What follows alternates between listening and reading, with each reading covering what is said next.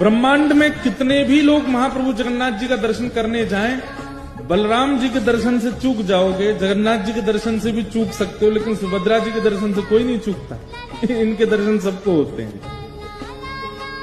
अच्छा, एक बात सुभद्रा जी की बड़ी विशेष है, इन्होंने अपने हाथ तो कर रखे हैं पीछे, एक हाथ ले रखा है जगन्नाथ जी का, दूसरा हाथ ले रखा है श्री बलराम जी का। मानो जैसे ये दोनों के गले में गलवैयां डाल करके बैठी हैं और सामने आए हुए जीव को देख करके तुरंत आंकती हैं।